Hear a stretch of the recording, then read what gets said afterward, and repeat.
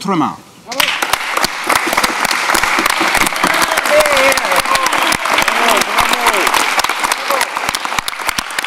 Merci, Monsieur le Président. Monsieur le Président, hier soir, au terme de son discours magistral sur les droits des travailleurs, le chef de l'opposition nous a proposé de marquer une pause dans notre considération de la loi draconienne proposée par le gouvernement conservateur.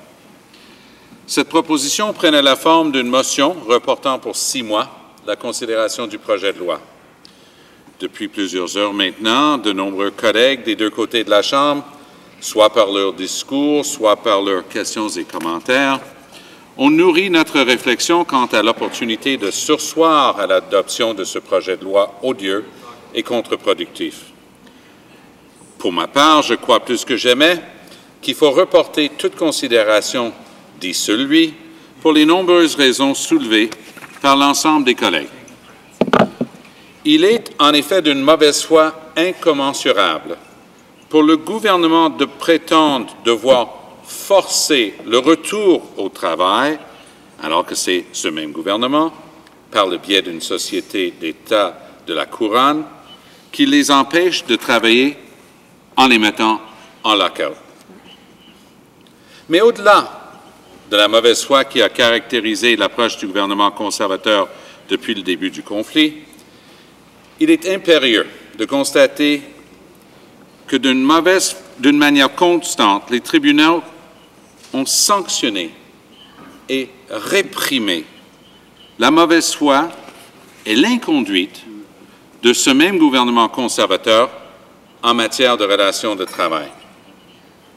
Le plus récent exemple est une décision rendue il y a à peine 2 jours par la Cour fédérale, et je vais vous en lire tantôt, Monsieur le Président, quelques extraits.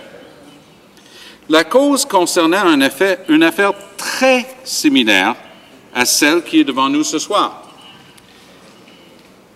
Il s'agissait non pas d'employés des postes, mais de l'ensemble des officiers de la Gendarmerie royale du Canada. La cause s'intitule Robert Meredith and Brian Roach, representing all members of the Royal Canadian Mounted Police and the Attorney General of Canada. La décision a été rendue le 21 juin 2011 par la Cour fédérale et c'est Madame la juge Hanahan qui a rendu la décision. Dans cette cause, on nous rappelle qu'il y a eu de la part du gouvernement conservateur à la fin de 2008, décembre 2008, une série de manœuvres dolosives similaire à s'y méprendre à la situation devant nous ce soir. Ce même gouvernement avait légiféré pour bafouer le processus prévu par la loi pour imposer sa propre loi et réduire les conditions de travail pourtant légalement consenties aux officiers de la GRC.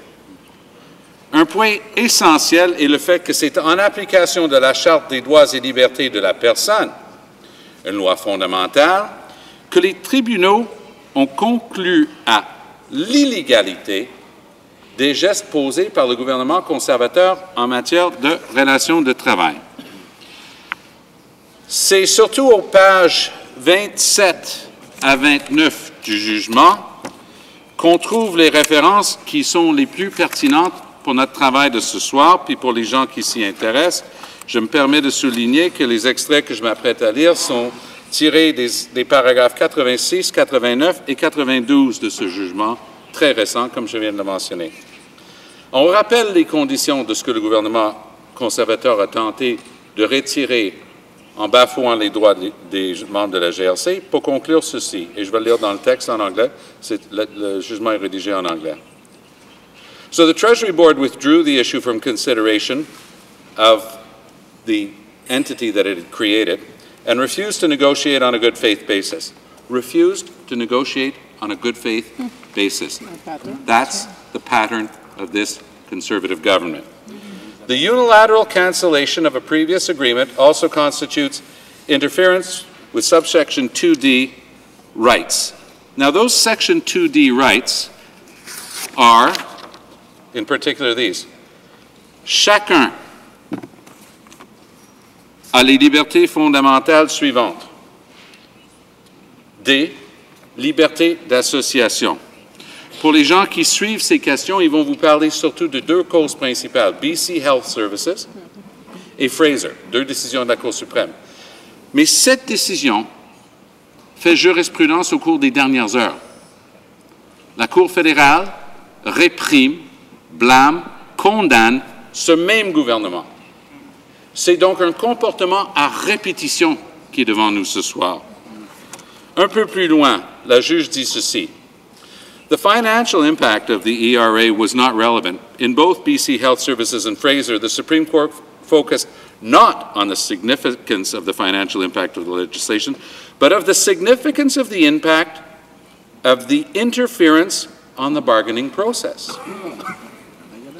Finally, in paragraph 92, the Treasury Board's decision in the ARA made it effectively impossible for the Pay Council, that was the entity that had been created, to make representations on behalf of the members of the RCMP and have those representations, wait for it, here it comes again, have those representations considered in good faith. And the judge goes on to say that in her opinion, this is a substantial interference which constitutes a violation of subsection 2D of the Charter.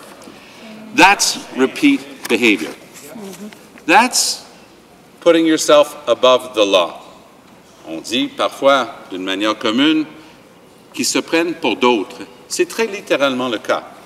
Ils se prennent pour les juges, ils se prennent pour le jury, ils se prennent pour les exécutants, ils font fi des lois les plus fondamentales.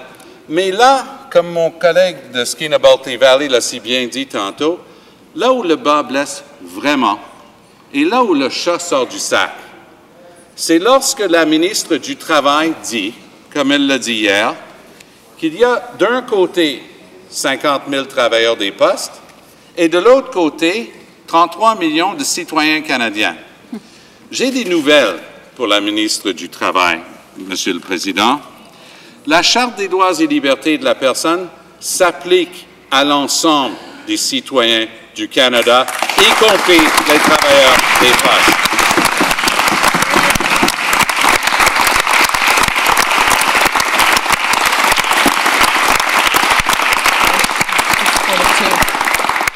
Quand ce même gouvernement conservateur est devenu le premier gouvernement de l'histoire du Commonwealth britannique à se faire mettre dehors pour avoir enfreint toutes les règles et avoir fait preuve d'un mépris à l'égard des institutions de ce Parlement, le droit des parlementaires d'avoir l'information fiscale et financière avant de prendre une décision, le droit de recevoir les documents en matière d'affaires étrangères, nos droits d'agir conformément au mandat fondamental démocratique qui nous a été donné en étant élus ici, on savait déjà à qui et à quoi on avait affaire. Ce soir, on est en train de considérer une législation que eux, ils nous feraient croire est essentielle pour forcer un retour au travail, espérant que le public serait assez dupe pour oublier le fait que ce sont eux qui ont empêché et qui continuent d'empêcher les travailleurs d'effectuer leurs tâches. De notre côté, Monsieur le Président, donc, on va appuyer la motion proposée par le chef de l'opposition officielle hier.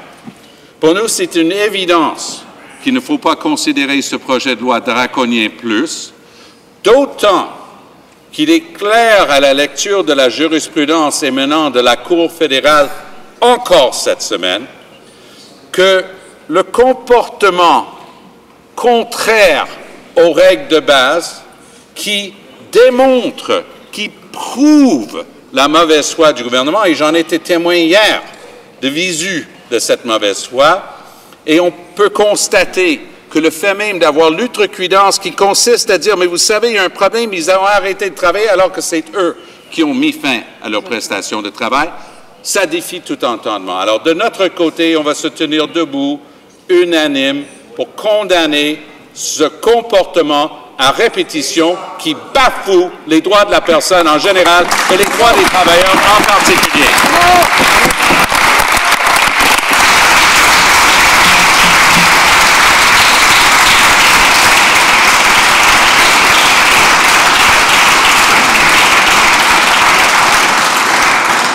Questions and comments? The Honourable Member for Essex. Thank you, Mr. Speaker. And many times in debate tonight, New Democrats have talked about the possibility of making amendments to the bill, and they've taken issue with particularly the wage increases that are legislated in the bill.